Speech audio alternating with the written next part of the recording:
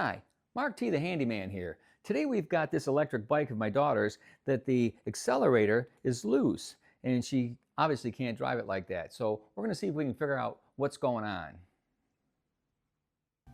So this bike is a Jetson, a model number Atlas. So with a little bit of investigating, I found out what was keeping this part stable. And it's that little set screw right there. Okay, it's on the bottom.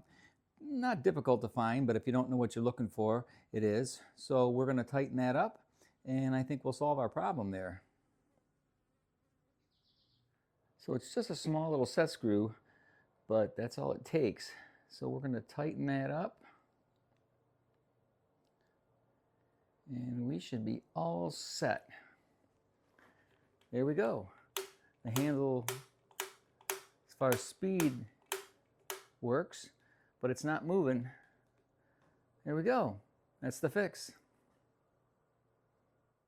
Well, that was short and sweet. If you like this video, give me a like or a thumbs up. If you want to see more of my videos, please subscribe to my YouTube channel.